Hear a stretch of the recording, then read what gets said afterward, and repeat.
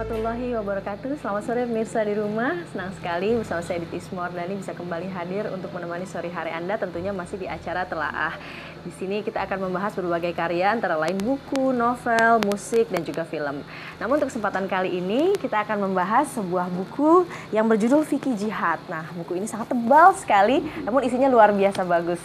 Nah, buku ini karya dari Profesor Yusuf Qaradawi dengan judul aslinya Fikih Al-Jihad, bertebal 1260 halaman.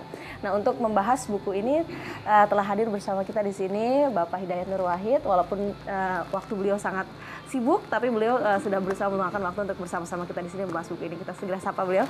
Assalamualaikum Pak Hidayat. Waalaikumsalam warahmatullahi wabarakatuh. Terima kasih atas waktunya ya Pak ya. Kita langsung aja membahas buku dari Profesor Yusuf Qaradawi ini ya Pak ya. Baik.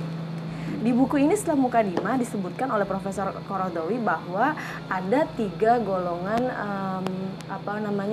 ada tiga golongan dalam buku ini. Jadi ada yang ingin menghapuskan syariat jihad, ada yang menyatakan perang terhadap dunia, dan juga ada yang moderat. Dan Qaradawi sendiri menyatakan dirinya termasuk ke dalam golongan yang moderat.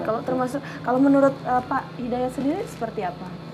Ya, bismillahirrahmanirrahim. Jadi pemirsa yang budiman, memang benar sekali bahwa beliau Profesor Yusuf Qaradawi melakukan kajian yang luar biasa, spektakuler, bisa kita bayangkan. Tebal sekali. Kita melihatnya saja belum tentu selesai, buka-buka halamannya kapan selesainya gitu. Bacanya pun kapan selesainya. Beliau sudah menghadirkannya dalam karya ini dan sudah terjemahkan ke dalam bahasa Indonesia, dan kita harus terima kasih juga kepada rekan-rekan yang telah menerjemahkan ini dan menghadirkannya dalam edisi bahasa Indonesia. Nah, memang beliau Profesor Yusuf Qaradawi sangat mempopulerkan dan sangat mendakwahkan, sangat mengajarkan, menganjurkan kepada pendekatan yang moderat, yang wasati. Dan beliau selalu sampaikan dalam kajian-kajian beliau bahwa memang publik dalam menilai terminologi agama, perilaku agama, selalu terjebak pada dua kelompok ekstrim. Ekstrim yang kemudian segala-galanya harus diartikan sebagai jihad, dalam artinya adalah memerangi orang lain yang dianggap sebagai tidak sepaham dengan dirinya. Tapi juga ada yang kemudian ekstrim mengatakan bahwa jihad itu tidak ada lagi dalam zaman sekarang ini, tidak diperlukan lagi karena kita tidak ada lagi dalam posisi berperang dengan orang lain. Dan kemudian mereka menafikan adanya jihad dalam arti perang. Nah, kemudian kelompok-kelompok ini seringkali kemudian mengabaikan begitu banyak ayat-ayat Al-Quran yang memang pemaknaannya tidak bisa lepas daripada pemaknaan yang terkait dengan masalah jihad, terkait dengan masalah perang. Beliau Yusuf Qaradawi mengkoreksi satu pemaknaan bahwa jihad hanya berarti perang. Beliau akan katakan dalam kajian ini, beliau akan sampaikan bahwa jihad itu maknanya begitu amat sangat banyak. Dia bisa terkait dengan masalah perang, dia bisa terkait dengan masalah perjuangan, kerja keras. Bukan hanya dalam medan perang, bahkan juga dalam medan yang kaitannya dengan masalah melawan hawa nafsu, melawan setan, melawan kemunafikan, melawan ketidakjujuran, jihad juga dalam bidang-bidang yang nanti akan kita bahas terkait dengan jihad yang akan disebut sebagai jihad madani. Jadi beliau akan mendudukan bahwa dalam konteks ini bahwa menafikan jihad dari kamus syariah, dari kamus Al-Quran yang berarti perang, itu juga tidak sepenuhnya benar. Tapi mengartikan seluruh kata jihad dalam Al-Quran sebagai hanya perang juga tidak benar. Beliau katakan mana yang hanya perang, mana yang tidak perang, dan itu akan bahasanya begitu menarik dalam buku. Ya, dan Profesor Qaradawi ini juga kan adalah satu intelektual Islam yang pemikirannya terbuka, gitu. Dia terkenal moderat dan juga mengecam Al-Qaeda, tapi juga keras terhadap Israel yang merebut Palestina. Dia juga tidak mengkotak-kotakan ilmu agama dengan ilmu dunia dan membebaskan anak-anaknya menuntut ilmu di Amerika dan di Inggris ya Pak ya. Nah, ini bagaimana sih sikap-sikap beliau ini mewarnai pemikiran-pemikiran beliau ini? Iya, sikap beliau yang kemudian sekarang tergambarkan dalam misalnya putra-putranya ya bahkan belajar sains di Barat begitu ya. Orang kan nggak terbayang bahwa seorang Yusuf Qaradawi yang katanya anti Barat pasti kemudian tidak akan mengirimkan anaknya ke Barat, tapi justru anak-anak beliau belajar ke Barat dalam konteks belajar sains memang. Mengapa? Karena memang Al-Quran memerintahkan, Rasulullah juga mengajarkan kepada kita untuk belajar dari mana saja, mengambil hikmah dari mana saja, dari Barat maupun Timur, karena Barat maupun Timur sebenarnya adalah milik Allah juga. Dan karenanya ketika beliau kemudian begitu keras terhadap Barat, itu kan berarti bahwa beliau anti Barat sebagai Barat.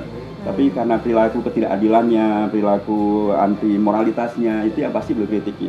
ketika beliau kemudian mengkritik sangat keras Israel, bukan berarti kemudian beliau pendukung sangat keras terhadap Al-Qaeda.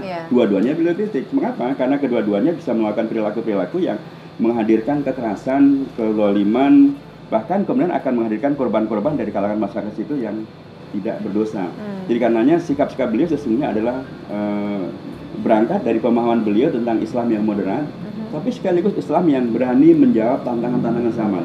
Tantangan zaman tentang intelektualisme misalnya, itu harus diantaranya adalah kita tidak bisa terpisah, Barat dan Timur adalah milik Allah juga.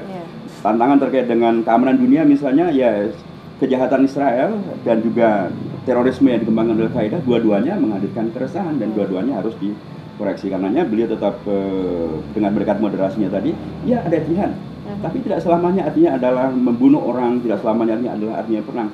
Ya juga artinya bisa belajar, bisa mencari ilmu, tapi juga tidak hanya itu saja.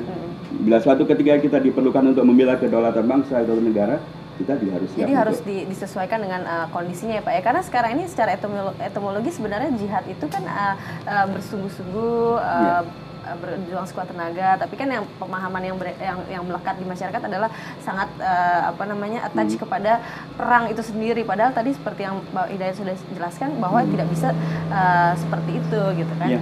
Ya memang tidak bisa menjadi seperti itu bukan hanya karena terangkan ya, tapi karena juga beliau Prof. Djoko Kordowi dalam buku ini begitu luar biasa menukil begitu banyak peristiwa, hadis, Quran, pemaknaan-pemaknaan yang diartikan bahwa jihad itu memang tidak hanya artinya adalah berperang, tapi juga sekali lagi jihad itu tidak serta-merta kemudian bisa kita buang saja dari kemungkinan kita juga harus berperang.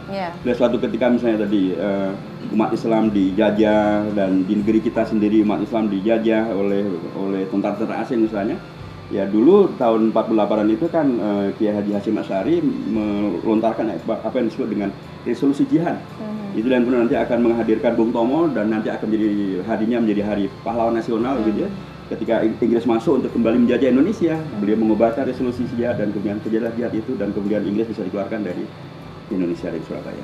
Oke, menarik sekali nih Pak Hidayat, tapi kita harus jeda sebentar, nanti kita akan kembali lagi untuk berbincang mengenai fikih jihad. Pemirsa jangan kemana-mana, tetap bersama kami di Telah.